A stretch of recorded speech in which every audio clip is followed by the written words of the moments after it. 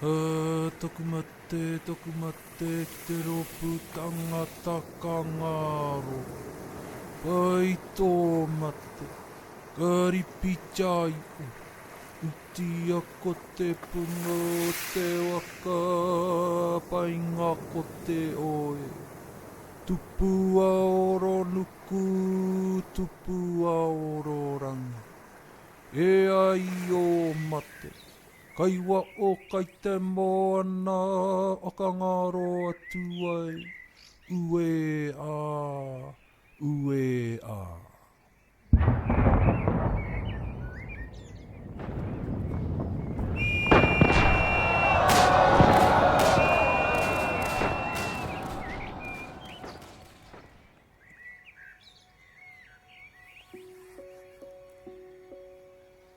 Well, it was here when of course, I was a small child playing in this area and all the other ones. So it didn't mean as much to me then as it does now. Those names were they'd died long before I was born. And as children, we just knew it as a column that commemorated our uncles.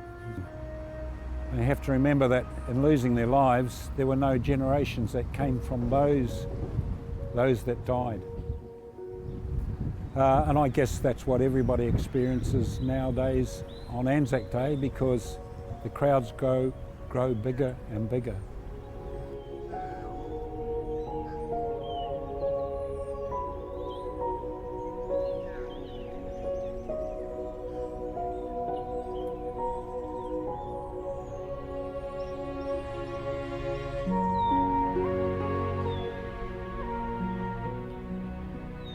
New Zealand has over 500 public memorials to the soldiers who fought and died in World War I.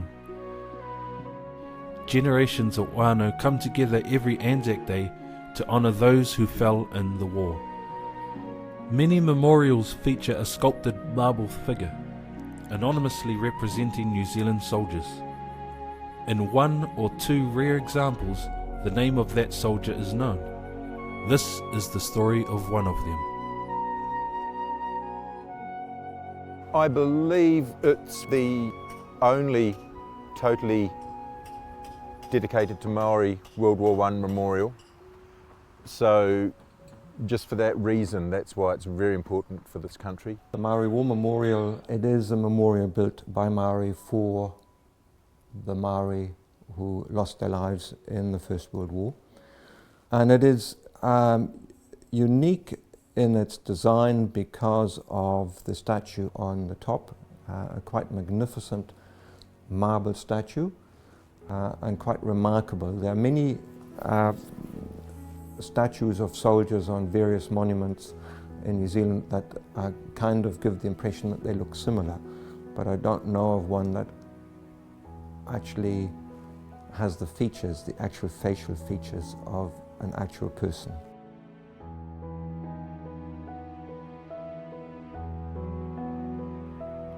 Born in Waitōtara on the 19th of April 1892, Herewini Okarua grew up in the region under the care of his father's brother, Rima Okarua.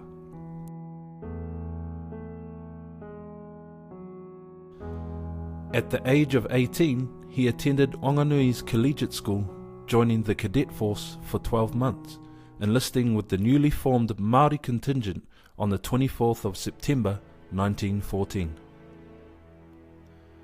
It was during Herewini's time training at Avondale he achieved his first two promotions, first to Lance Corporal and then Corporal. The contingent of nearly 600 Māori men all received basic military training, and less than 6 months later, on the 14th of February 1915, they left New Zealand shores at Wellington on the SS Warrimu.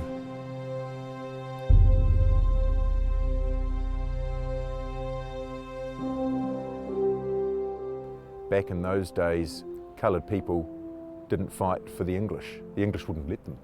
You know, it was, oh no, you know, we'll have those native people. They can dig trenches and they can dig toilets and they can do that kind of thing, but they're not going to fight. But Maori did.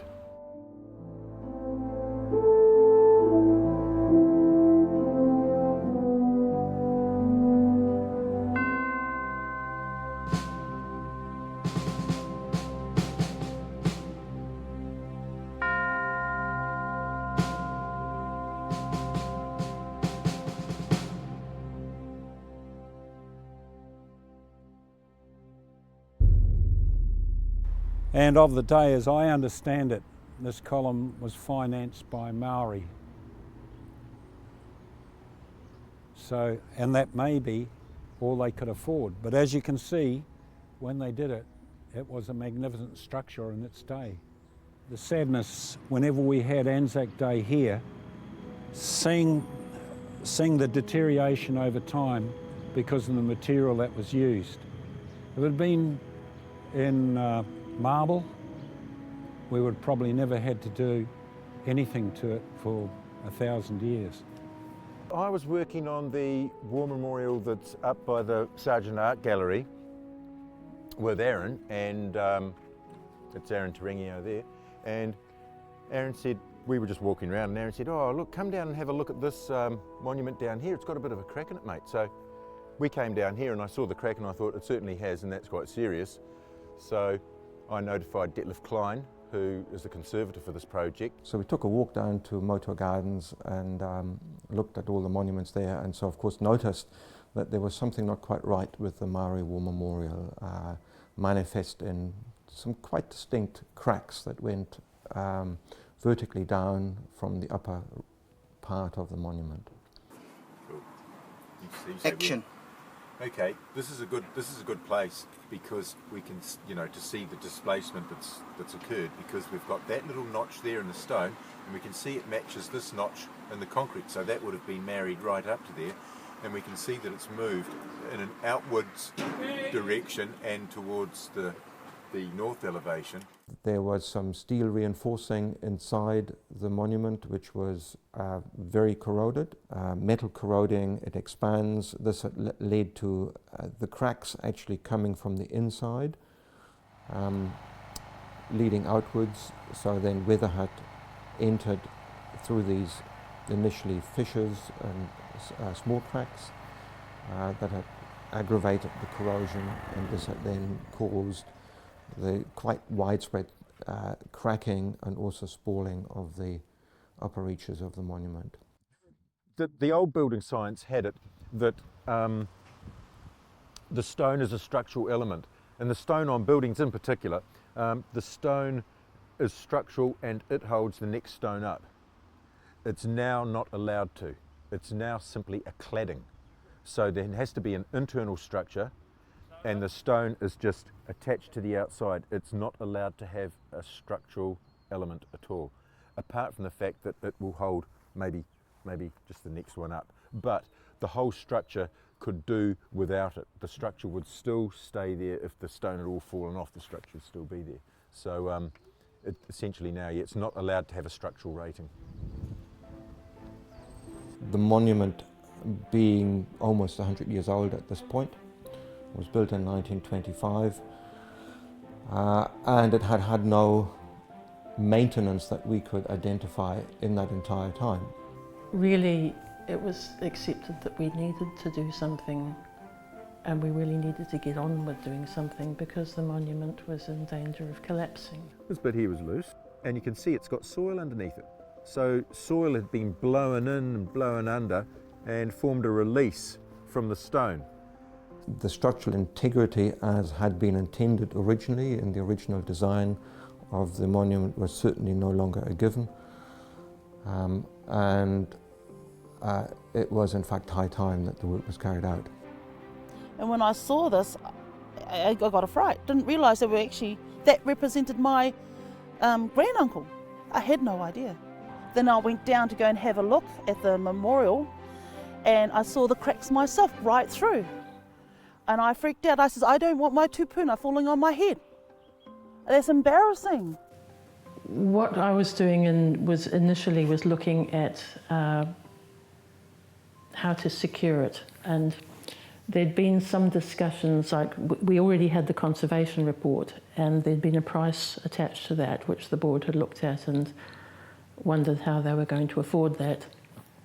So the first step was to secure it, and then they were going to be looking at how they could and where they could go for money to assist with the restoration.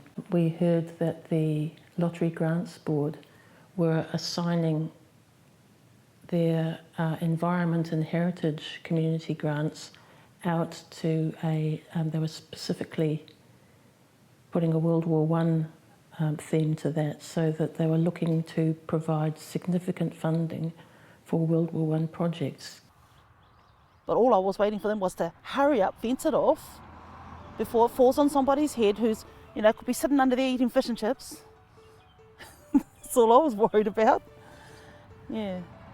But it was wonderful that the Lottery Grants Board came in and said, you know, approved our application in full. So in theory we could do it from from their support. Well, I started doing films on it. I've actually got it on YouTube. You know, I started realising who he was, and I actually had my daughter in front of it telling her who he was. So Tony Moran from Opus Wanganui became the new consulting engineer for the project. Mark White was brought on board to discuss the practical aspects, and I remained the sort of philosophical, ethical conservator, consultant, I guess you would call it, for the project. It's the work we do is so interesting though. It's not like just going in and doing a block wall or a brick wall all the time, the same thing. Everything's different, and you know, and you've got to stop and think about what you're doing. You know, you can't just just can't go in and start doing it, because they'd find it, they'd stuff it up, or and if they did do it right, they'd be going for 10 times longer than what they thought they would. That's what stonemason's about. Yeah.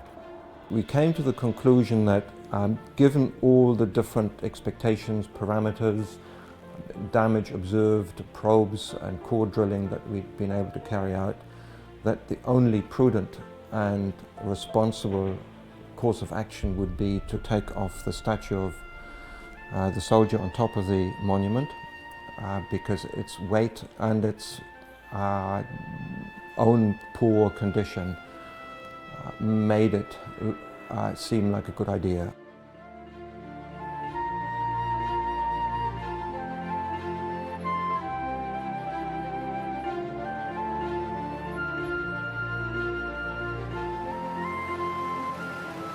He's airborne.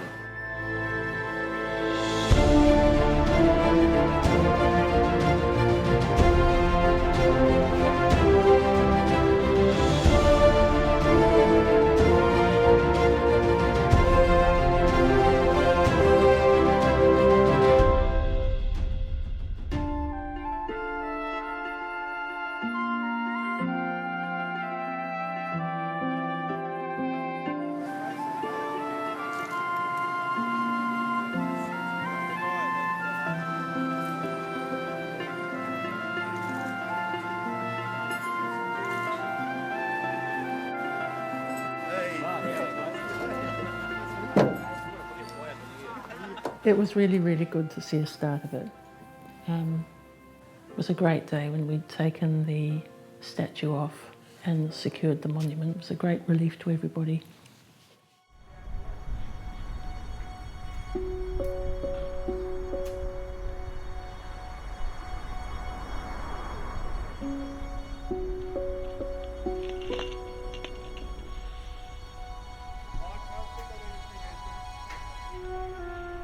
We are here mending the World War I Māori War Memorial,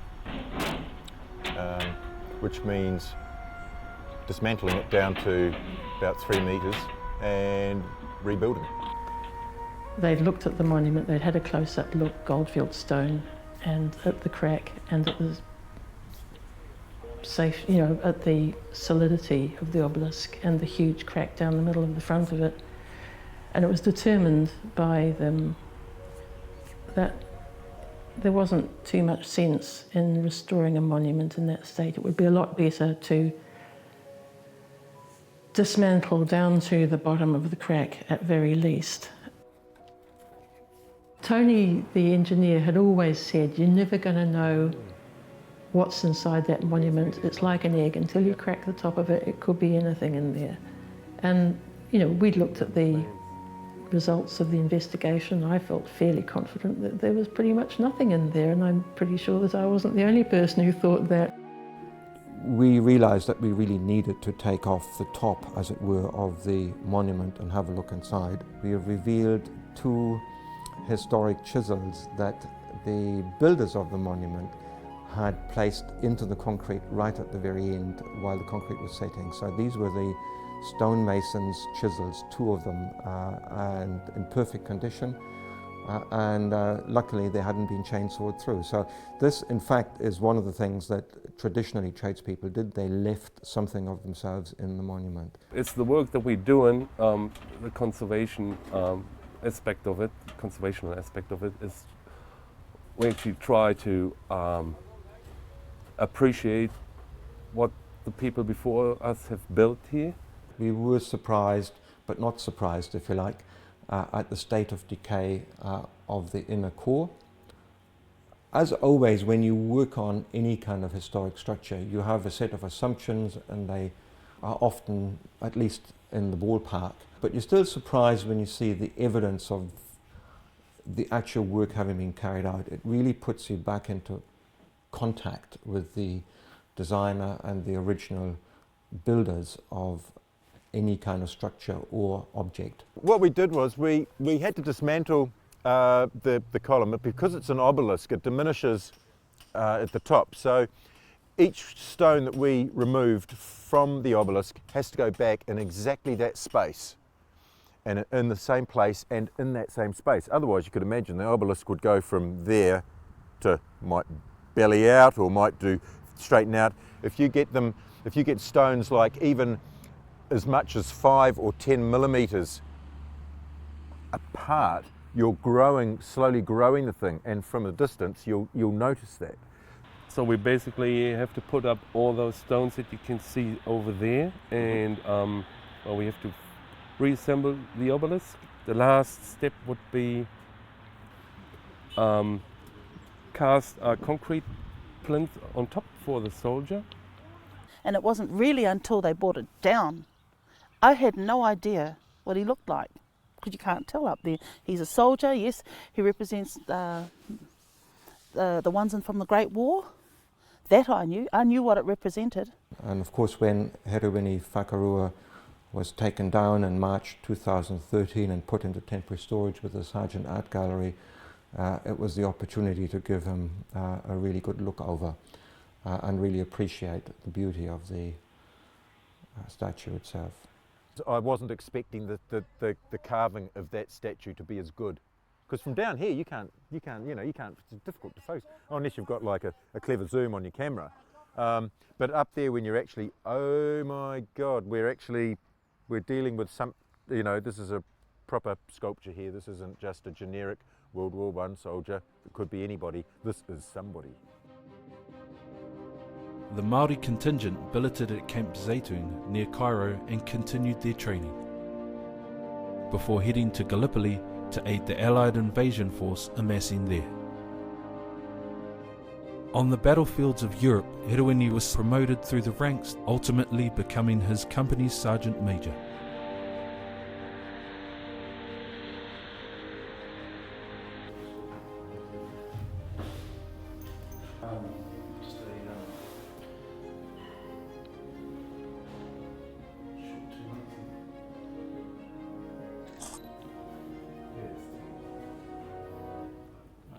It's really cool. He, when I look at him here, he has got a kind of concerned, worried look. But like when you look at him through the camera, it's like, oh, look, he's worried. Yeah. The reason that here when he's looking worried is because he bloody well was worried.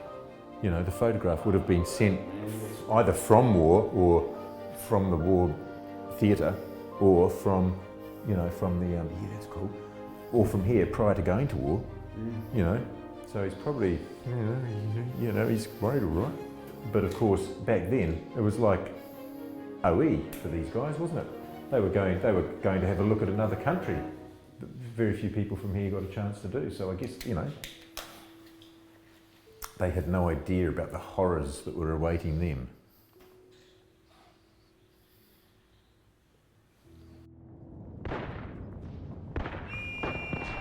Ko tēnei to'u e mea akara nā ngā iwi Māori o Onganui, e waka māaratanga mo te pakanga nui, i tuatai ai te oka utiki e rā whenua o tētai rōpū oia Māori motu ake, ki te ooi. I ngā parekura o Karipori, o Wiwi me Peretiamu, i aranga i a rātou te ingoa o te iwi Māori. I ngā tini parepare o te riri, i ooi tai rātou i te tao o ngā oia o Ingārangi, me ngā koroni mo te atua, mo te kingi me te eme paia. Kei te moetai o rātou tūpāpaku me ngā tūpāpaku o ngā iwi i oka kotai, e rite te tukunga i o rātou tinana ki te mate, kia mauai te ora, te pono me te aroa ki te ao katoa. But the details are fantastic. So not only have you got that very definitely a knowledge, you can tell that there's a knowledge of a structure within and a body behind and inside this uniform, but you're getting lovely little details of extra little details and clues of the way that he's feeling, his stance, like he's got his chest out here. Well, okay, what's going to happen there? You're pulling the fabric out, and you've got pull marks here for the buttons. So it's not just the fact that the button is putting pressure on that part of the uniform, it's also indicative of a force coming from within. And you're getting these lovely wee creases here. There's no fold you could take out, there's no fold you could put in. So these folds are correct. If I could almost imagine stretching that fabric out, and it would be flat. There'd be no extra bit like, hey, that fold's too big. Same on that side. It's all quite proportionately accurate, very proportionately accurate. There's stitching details here that are fantastic too, like the extra wee line that comes down the inside here, which gives the look of the tunic actually having this flap of fabric. It's actually stitched, and it gives that extra rise to that edge that looks like it curls under. Same with the pockets here, the stitching on the front. You know, just to carve around. These badges, this N and Z, are of course their badges, so they're on top of that. So they would have been realised before this area here was, because you have to cut through to get to them. So carving around there and keeping it a sharp line, making that part of the carving look like it's made of a different material from that part. That is hugely difficult, because it's quite brittle marble when you do that, and when you're cutting away from an edge, it's not an easy thing to do. Same with up here where you're getting the badge on his hat, and you've got the fern leaves coming up. So to a degree they're exaggerated, so that from a distance they pick up as being sharper than what what a real badge would be like. I guess I suspect that he was meant for a plinth probably about 1 metre in the air, just by his stance and the fact that he's on a base. I don't think we would be, that the sculptor would have intentions of anybody being at this level at a grave site. I think he'd be on a plinth at a grave site. But the other really interesting thing about this sculpture is the detail on the weapon, on this rifle. That is such an accurate description of a gun. These, you know, I mean, this is all sort of lovely and curvaceous and, you know, beautifully carved.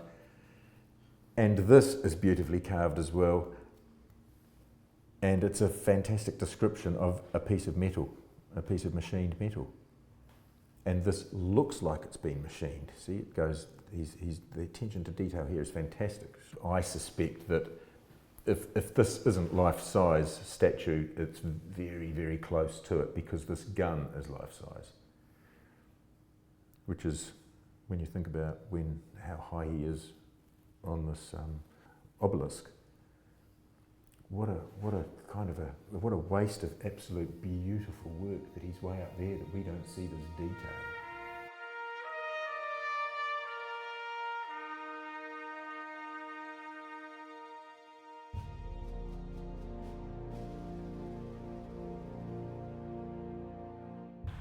The thing is, I understand what they are about, and I acknowledge all the sacrifices people made back there in the days. But me as a German, I'm coming from a different culture because, for example, we've been the bad guys in the war, you know, and I never saw something like that, like an Anzac parade or something like that, because we do not celebrate the fallen soldiers of ours in that way. It's because we were the bad guys. We don't have that kind of culture. War just represents greed and money to me. It's saying we're going to war for freedom is a load of rubbish. I mean, the world wars are meant to end all that. Yeah, but we need these monuments. Without these monuments, people will forget. Yeah, people forget the mistakes. But even with them, you know, why are we still, you know, why is the world still at each other? And it's because of greed and money. It's like all wars. And the ones who, you know, the innocent ones are the people that are everyone that dies because they're all fighting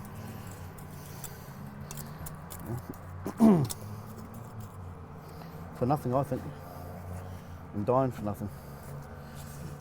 I'll make a love hard, eh?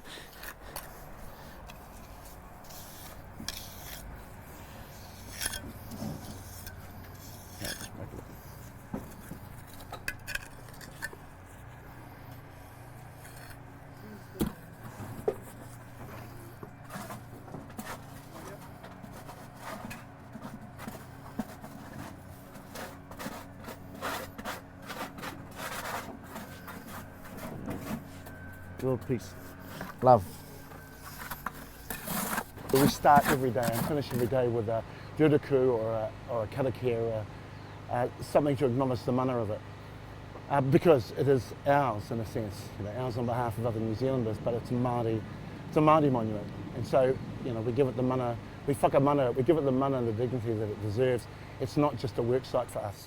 There's not a lot of difference to how they would have built it in the first place. We've got metal scaffolding.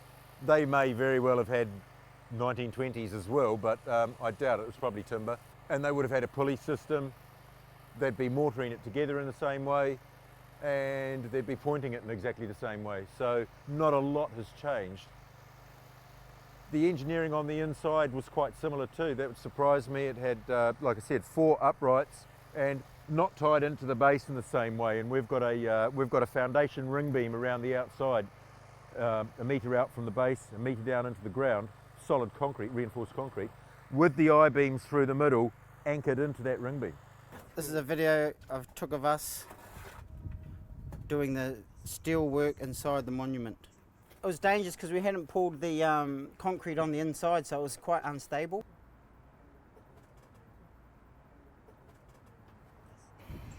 Because you had, how far down were we in, Sonny?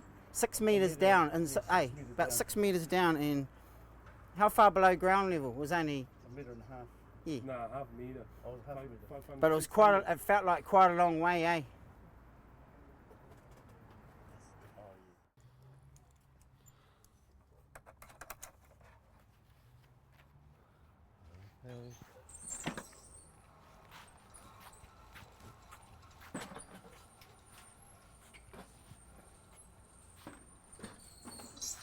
So what we've got here is we've got a number. So we've got N97, north face, stone number 97. So we've got a picture that Marco's made up down there of each stone in this particular elevation, and with a corresponding number N97 on it. So we know this stone is N97 and that's where it goes. There is a line there and another number there. So that number 1000 is 1000 millimetres up from the datum. There's our datum. So we know that that line is exactly 1 metre up from the datum line and corresponds exactly with that line. These are both 1000. This is another 1000. This is north 98 and north 99. So we know 97, 98, 99, all at the 1000 level, and we line the string up with that level there, and we know that that stone is now exactly at the height it was when we dismantled the monument. We know that that's exactly in the same place as it was when we dismantled the monument, because it fits inside of our string line to the right dimension, and follows the line up from the stones from the base. I kind of did a lot of thinking and devised that I thought was the most logical way of doing this, and Marco had come up with exactly the same thing in his mind. So we knew we were on the right track. We both sort of thought about the same thing, you know. That's the model that basically is made out of the plans that I drew up. And first we started off with 4 separate sheets, but then Aaron had that idea to actually put it together to a 3-dimensional thing, so we can easily turn it around and say, yeah, instead of flipping different plans back and forth. So it's a really good thing to have. When we took the whole structure down, and we actually discovered that those stones, those rocks are really like rock shaped, they're not like blocks, and we actually realized that it would be a bit more difficult than we expected to build it up again, because you can't just stack them up like a brick wall. You basically have to put them on, level them out with wedges or rocks that we use to hold them in place, and then we have to mortar them in.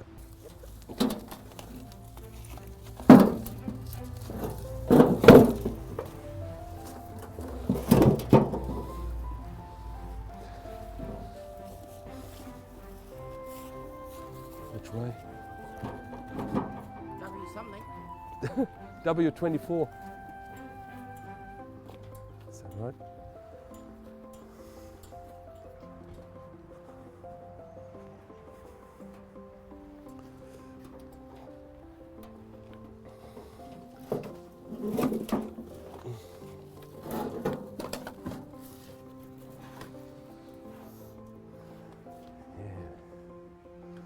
W24.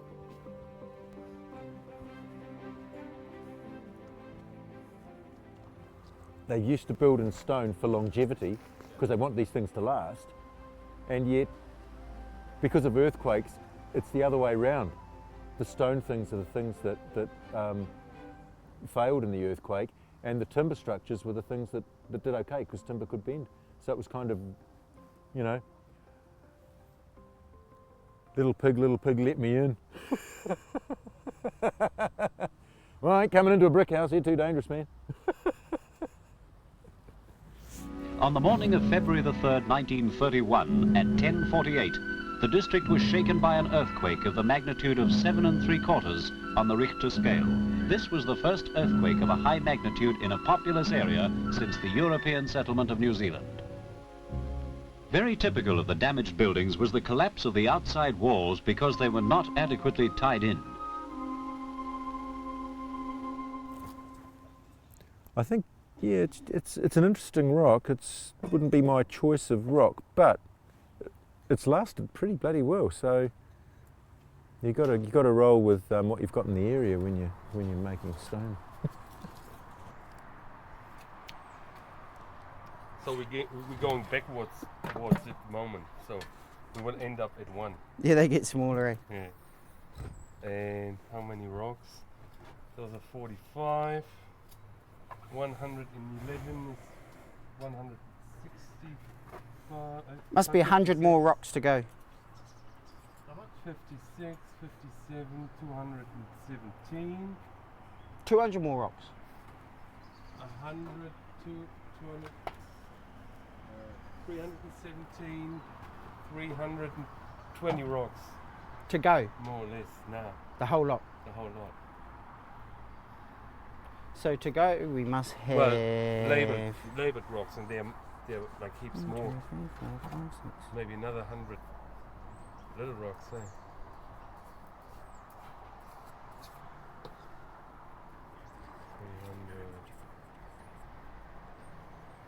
It's 50 on that side, so there's another 50, 100, and then 140, 120. More rocks to go.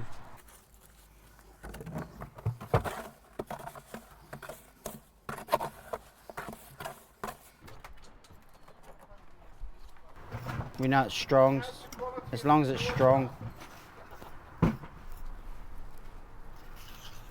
There's nothing worse than 10 years' time we can see some of these rocks falling out. That would be, that won't be cool. So we've got to make sure that they're all insecure. There are only 2 steps. They're quite big. I remember as a kid climbing all over this thing and losing a bit of bark. In fact, someone said to me from the iwi a couple of weeks ago, they said, "Can you make more steps?" And we said, "No, it's a restoration. It's going exactly how it was before, including those really huge steps with raspy edges."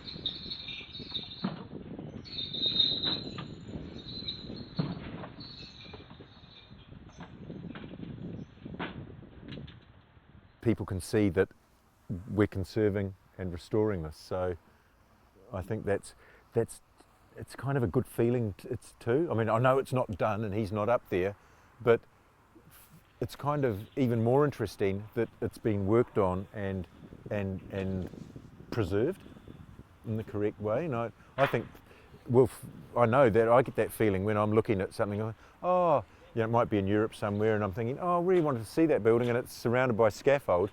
And you think, well, no, it's actually surrounded by scaffold because it's going to last. So that's cool, I can come back.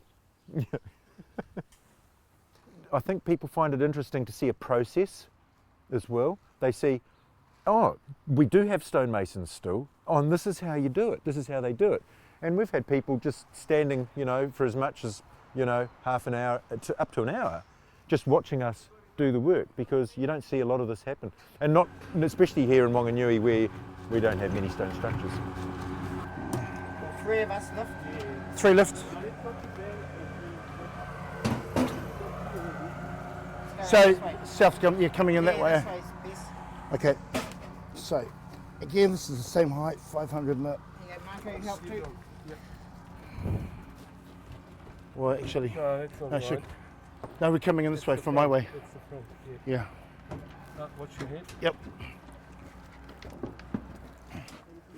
Yep. Got it. Oh, that was my check. Me. Yep.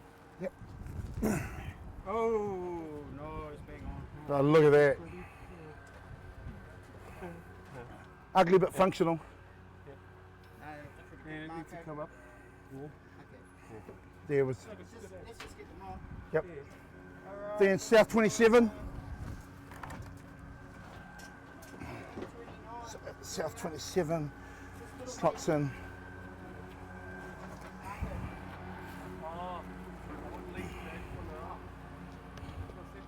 So we run a string along here, and you'll see another mark on the other side that says 500. So you get that string and this string when they line up, and the string across. It'll be basically where it was, where it's been for the last 75 years.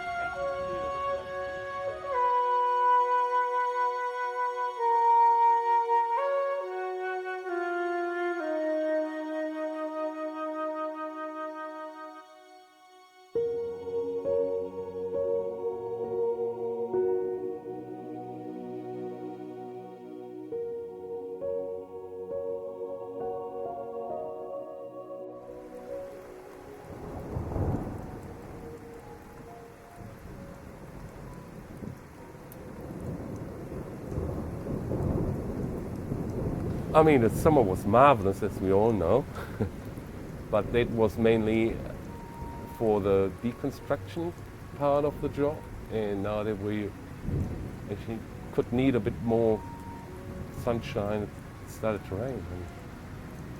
And, well, we put some tarps up, but they all get ripped to smithereens because of the wind, and yeah, it's a bit unfortunate, but I think we kept the water out as good as we can, and well, we really don't have a choice. As long as it doesn't wash our mortar away, we keep on building it up. Yeah. It's been really good having Mark and Rob down here doing the pointing. You can just tell, their craftsmanship's quite magnificent, really. And so they're just going for it. You're going to try and get it with the point on and get away, because if you leave a flat surface, it does stand out. It's a little bit like that. We'll go back over them later on and tidy all them up.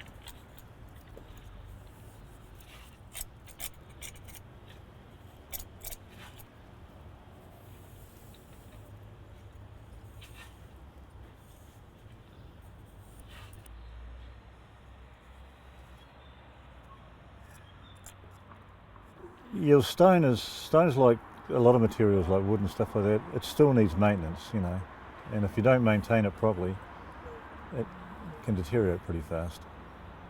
Different stones. Down Christchurch, we look at old buildings that the stone's been up for 90 years, 80 or 90 years, and Oamaru stone or something like that, and it hasn't been looked after, and it just deteriorates. That's about it. But you can go around the corner and find a building that's been looked after, and it's 150 years old or something like that. And the stones, because it's been looked after, the stone looks good on it. The stone's good. There's not a lot of work to go around, so a lot of the churches with the earthquake in Christchurch, they've been demolished and stuff like that. A lot of the old buildings, we've worked on most of them over the years, and the work we've done is sufficient to last it for a lot more years. So there's going to come a time when there just isn't enough work for more than one or two companies at the most. Growing up here in Wanganui, and remember playing around the base of this as a child and looking up at the statue and stuff quite clearly, so I was probably part of the problem to start with. What kids do, they sit on the steps of something and pick all the shells out, I used to play marble, we used to play marbles, those wee glass marbles. And I used to play here in Kauai Park as a child. And when we were taking the steps of the monument away, down in one of the cracks, this bloody glass marble, and I haven't got any of my marbles left, none in my head. And here's this marble, just like the ones I used to play with, so you never know. That might have been my bloody marble. So that's pride of place. Straight to the pool room.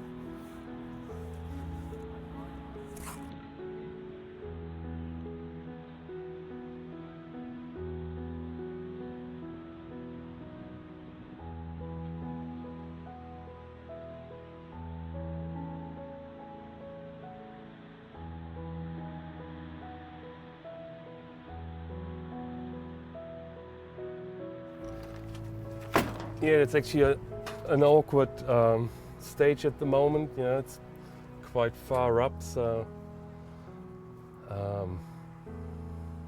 yeah, it's awkward to lift rocks on, and it's okay for pointing, but the next level will be up here, and then you can't actually see what you're doing. It's more, you have to more or less do it by Jedi force. Use your Jedi instincts to make sure you fill the gaps properly.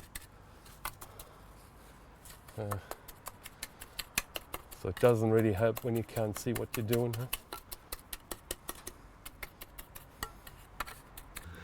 Well, all that loose dust and sand will act like a separation layer if we put the next concrete in there. And we want it strong, so Ideally, it should be really clean, so that the new concrete can bind to the existing concrete. No one will ever see that again, the inside of that. And yeah.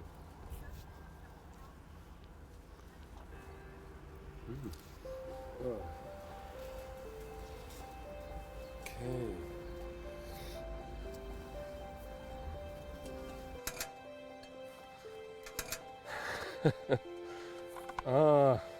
Up and down.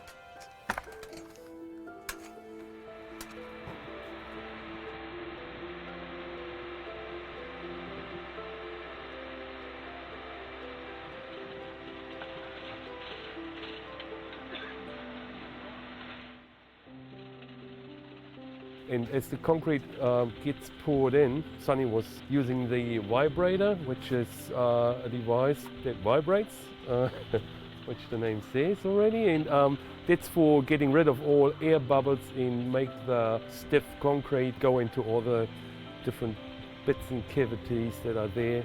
So that thing is, we make sure that thing is really entirely filled with concrete.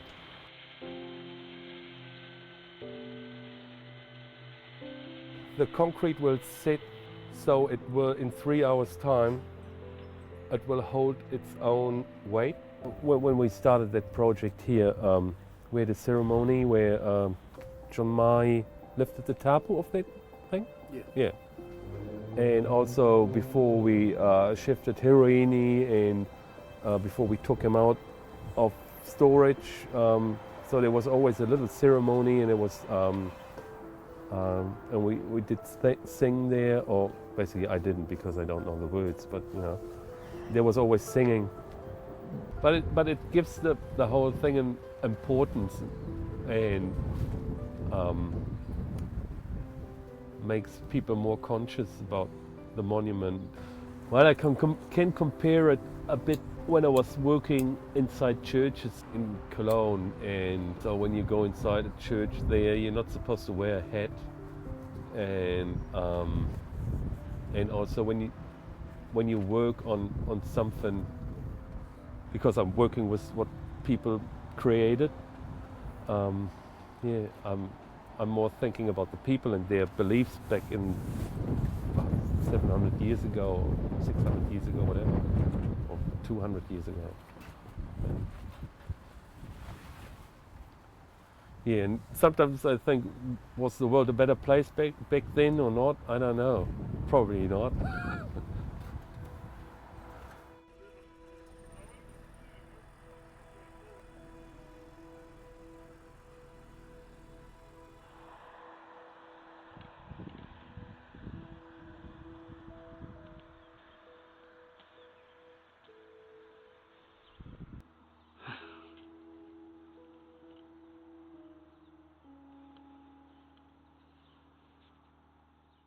On the 3rd of January 1918, Hiroini was badly wounded at the Battle of Passchendaele.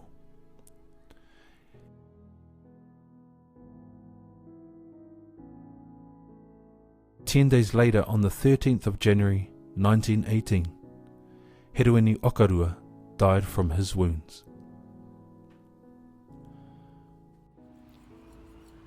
Hiroini Okarua, who was on the top and is going back on the top, was killed during the conflicts in World War I. His family had the sculpture carved here to go on his tomb. When they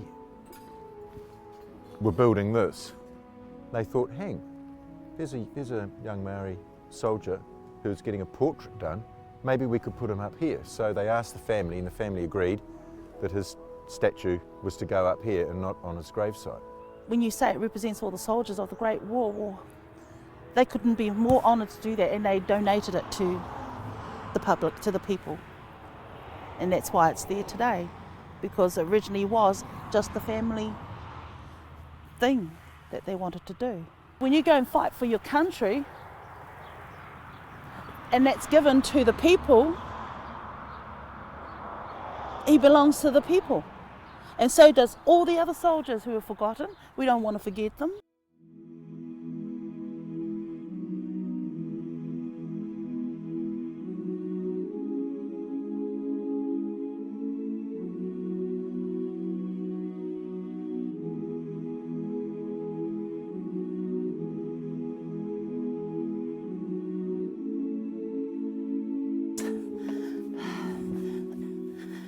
This is Herewini's father. He was actually part of the 30th Regiment, but his son was part of the very first.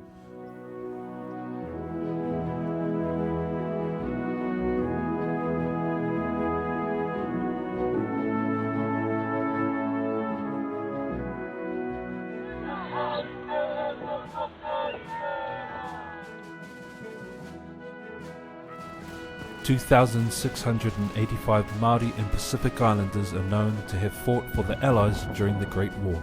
734 Māori Pioneer Battalion soldiers were wounded on active service. 336 Māori Pioneer Battalion soldiers were killed. Over 7 million soldiers died on all sides of the war. Their bodies have never been returned home. Instead, they are buried in acres of military cemeteries.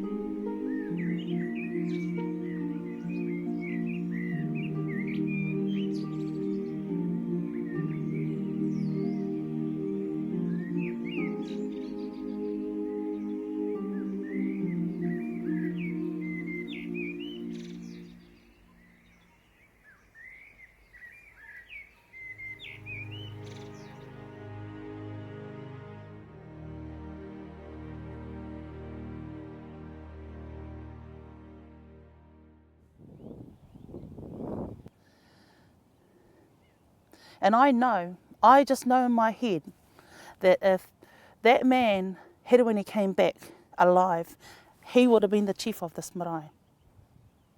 I just feel it in here, but it never happened. He never came back. The grief was big.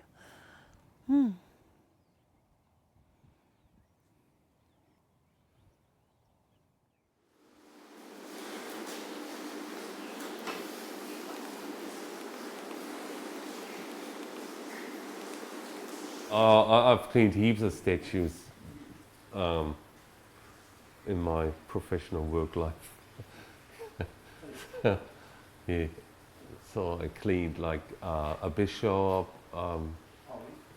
what else? Heaps of Jesuses.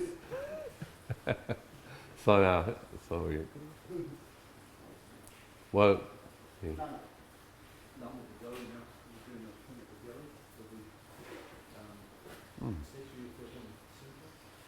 Never clean a soldier, no, until now. It's like a welcome rather than a farewell. How can you say farewell when he's going back up top? I wouldn't call it a farewell. It's like a hello, you're back again.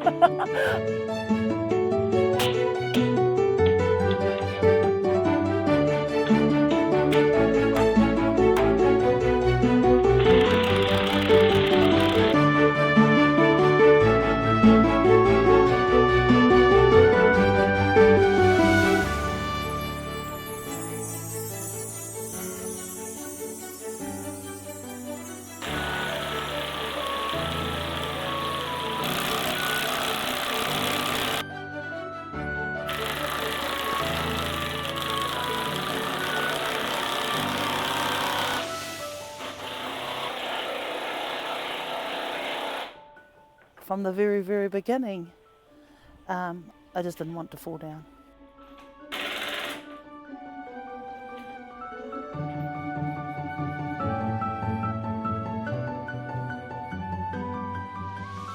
The fact that, Herewini is a portrait, it's a portrait statue of a real man with real family who lived locally, it makes it a much more personal thing than a job. You're looking after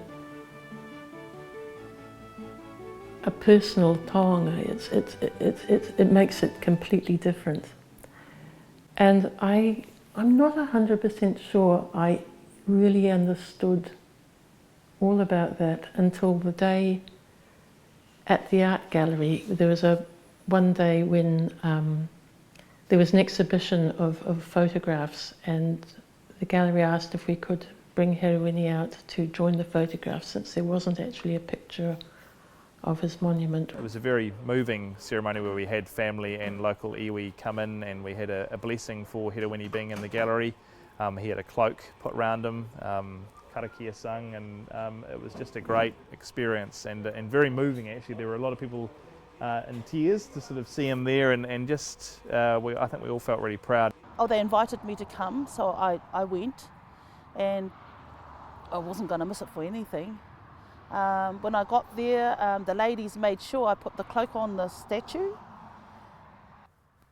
It was beautiful, just, yeah. I was quite surprised so many people came. I didn't know that many people would come. It was just a nice crowd, it wasn't too many, but there was a nice crowd there. Before the Sargent Gallery opened, I asked them if I could go to the back and have a look. And when I went in, I bawled my eyes. I cried, because for me, it was like looking at my brother, who's still alive and working in the freezing works, because my brother is the only one who carries my Herewini's name in the whole family. He's the only one.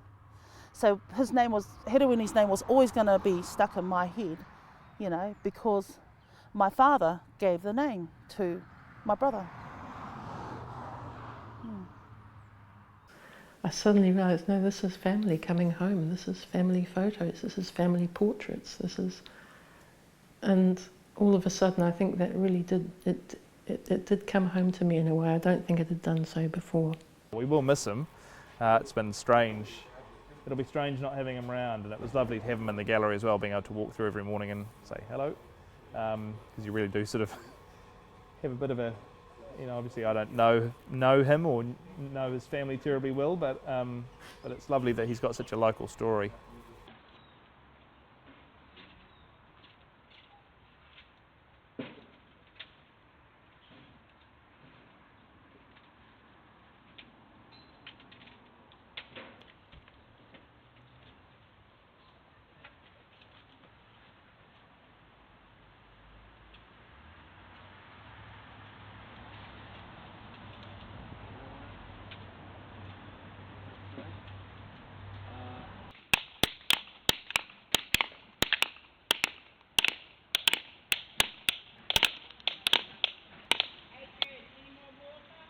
Yep.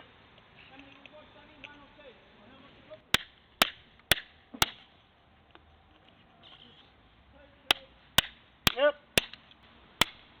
I'm fabricating a rock for the very top, because some of those rocks were quite fried, badly weathered, and they broke apart when we took them off. And that's going to be the very last rock that goes in. And that goes on the west side of the monument. So you will be able to pick that up because it's much lighter than the rest. It will take a few years for it to get the same patina. That's basically what stonemasonry is about. It's like shaping rocks. Yeah. And wow. It's quite nice. It's always interesting to work with different kind of rocks. So with that kind of chisel, ideally you would want to have like a really sharp chisel for that. The sharper your tool is, the smoother you can make that surface. But it's good enough. It's a shell rock. It's supposed to be rough, yeah. Nah, put it in the blue bin. In a very ceremonial plastic bin.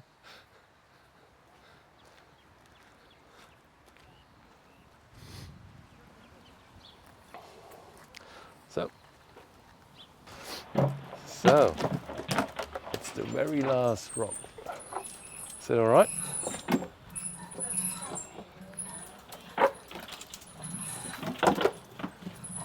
You want a hand? Go on here, come on, Yeah? okay. Sounds all right. Last rock! Slide in the bottom one there. No, I can't wait to put it in. Yeah. Okay. Okay, let's go up before they put it in. Yeah, you see? I'll do it right next.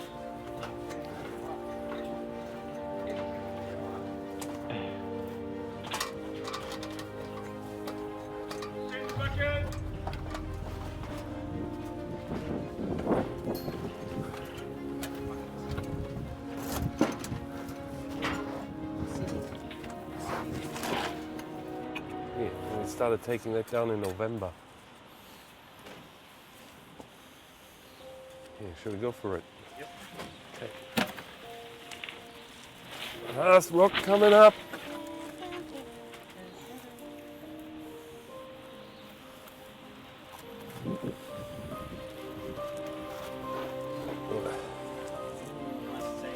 Like that. Are you holding it? No. Yep. Yeah? Oh, yeah. You're reaching. It should lock it in, Sonny, that one. Yeah. Oh, that's good. Yeah. Beauty. Last rock. I was a bit skeptical of our method of mapping the stones and marking them out, but that was actually enough, you know. If that would work all right, but it did, and yeah, really satisfying. It was actually, well, it was really fun to rebuild it. More fun than dismantling it, I guess. But it's the last of the mortar. Use it all up. It's the last of that one bucket which was two.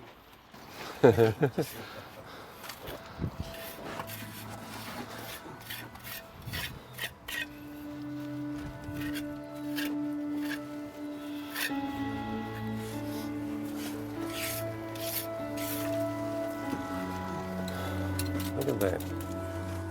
Nā maunga whakarakaraka tū honohono mai koutou. Nā tūpuna tūtuna ki te taha uru te wakatapu. Ei toko ahuru, ei toko marino. Whakakapua mai e koutou pura ai oka. E oka e tia o tihei mauri ora. Mauri ora.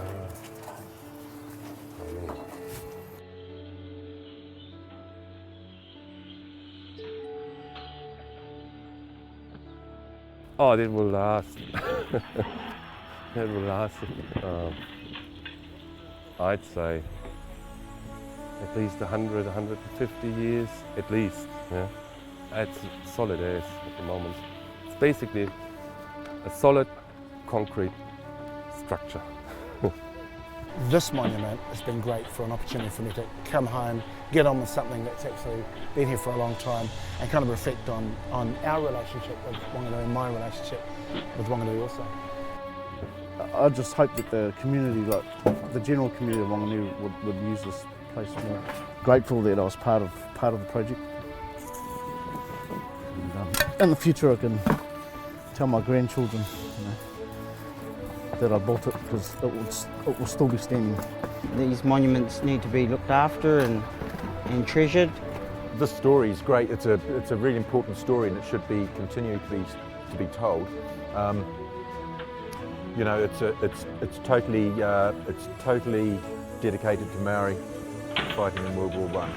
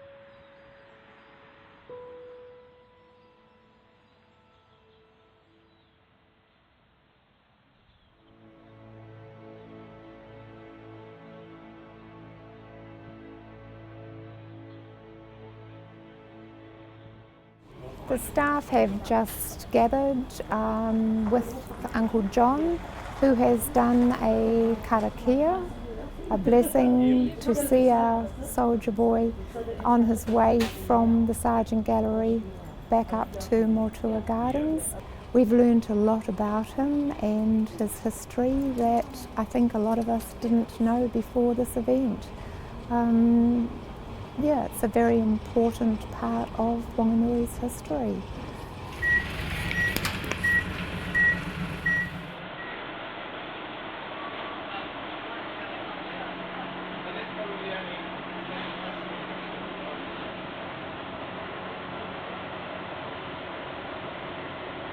Just the job is to lift it and use the crane to lift it up right up on top of the pinnacle, and hoping everything goes well.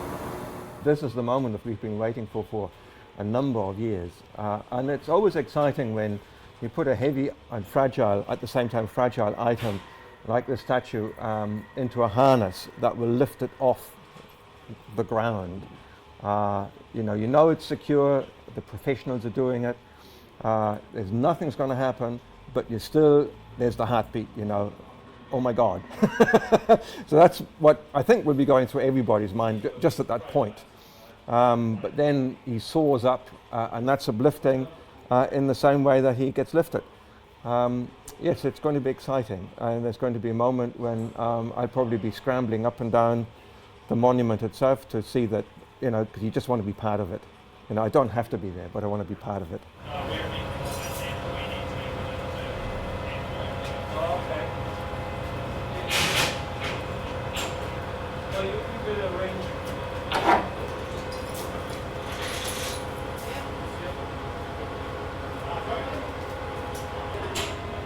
It's with a little sadness but a lot of joy that we see him on his journey back up onto the obelisk. He belongs to the top there, and I'd be quite relieved, like everybody else, I'm quite sure, that he's back where he's supposed to be, so he'd be, as one might say, be going home to his place. Yeah.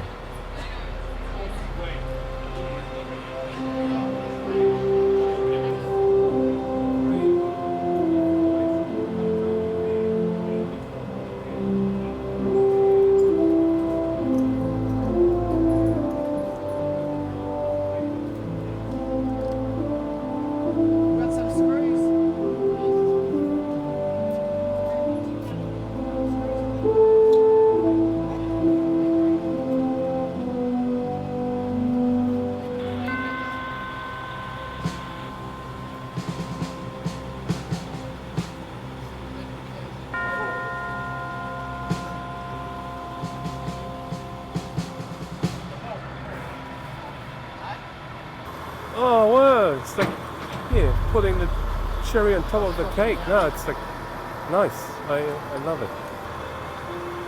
And it's all slow and calm and,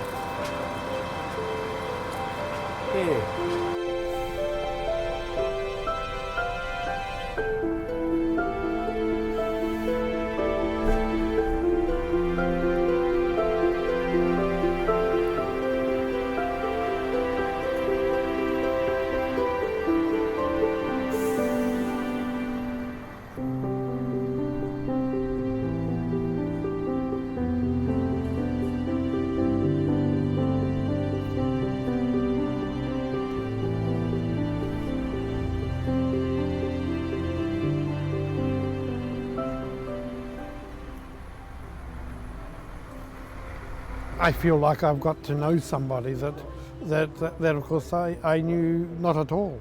It's been a journey from knowing him as the unknown soldier to his personality sort of becoming real, meeting Virginia, his great niece, and it's just been you sort of realise you can walk around in a sort of a daze within your own community and not know what the things are around and what they represent and who they're significant to. Came into town on Sunday morning very early to look for buildings to photograph, and then It was a very bleak, foggy day, and I came upon him. He just took my breath away, and so in the 8 years since then, it's been a project to keep going back to try and get that little bit more of the essence of him. It's his solitude, it's his stark solitude, and when I first met him up close down on ground level, it was quite a shock really. He's the same height as I am, but he looks so young. That's what I keep thinking today. Now that he's cleaned up, I realise how young. The soldier boy is really quite apt. Yes, he does. He looks really, really young. He's kind of looking sideways at people, but I feel very emotional about it. Oh, well, they're attaching the strops to the statue, and so it won't fall. Secure them properly, and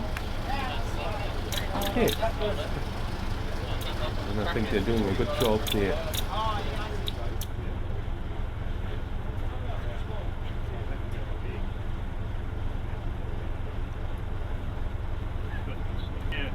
Just under the hooks.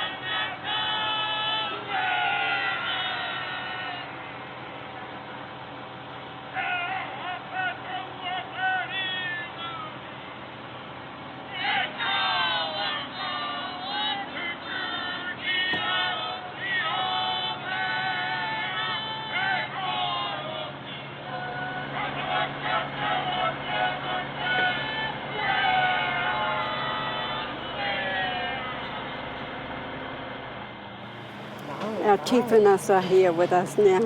Just to think of going past them every day for years and years and that, and not knowing that saw our chieftains up there. Yeah. I just feel very emotional. Yeah. And yeah, it's good. It's good what everyone's come together to bring him back up top again. Yes.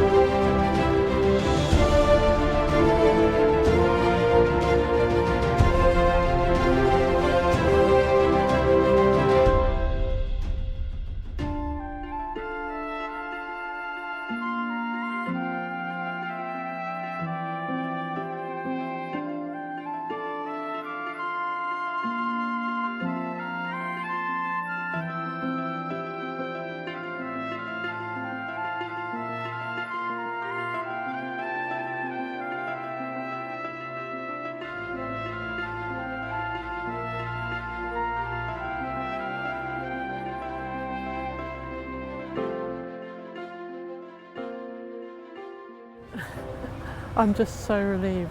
He's, yeah, no, there's the crane going away. He's standing there. He's done. He's up.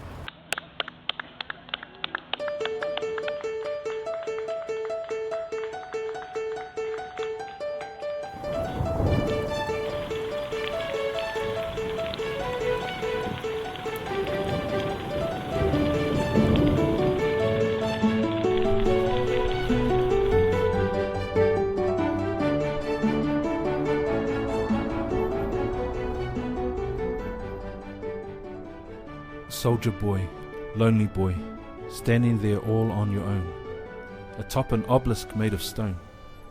Long have gone the fallen tears with the passing of the years. It has fallen on your head to represent the fallen dead. A farmer boy were you, before death proclaimed you hero of a war.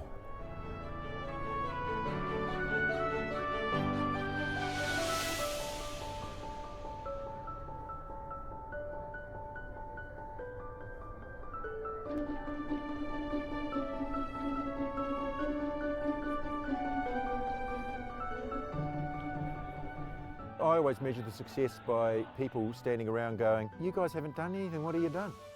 And that means that you can't see what we've done, and that is a successful restoration. And bar a major, massive earthquake, the monument should be good for a good many years, and I'll be looking at it with pride, I think, when I walk past. I've had a number of people say to me how wonderful that monument's looking now. And I think the thing is that it was in a sad and sorry state for such a long time, and then it spent quite a long time with the wooden timber railings all up at holding it in place. And then there was quite a long time of it being semi-dismantled. So it's been quite a long time since we've seen it back in place, and being reminded what a, it's a pretty impressive monument. It's got nice proportions. It looks very stately. When I looked at it, I thought, wow, it's far too complicated for me. But the job here actually allowed me to build a monument like that. We completely dismantled it and we've built it up again. So I've built a war memorial, basically. And that's something I would have never done out of my own motivation, And it's like, wow. I've got half forced and half, I got half forced into it. It's like, and today I think, wow, it's pretty cool, and I love it. I'm hoping that the story will be kept alive too, of Herewini on top, of the soil that could go back into these corners, and the fact that it's a memorial to the people who fought in the war, not the political memory. We should learn from the political mistake and I don't know, just take heed in the fact that we shouldn't let this happen again. We shouldn't let the ideals of the few push the many into a war situation like this. And I'm hoping that this will help. This will help that, especially with names on it. The names that are on here, the families, they're all here still, and so all the children and the people from the families can come and read their relation's name on that, and thank their lucky stars they don't have to do it again, or hopefully. If he'd known now that there was a statue commemorating him on a great big column, he'd be highly embarrassed.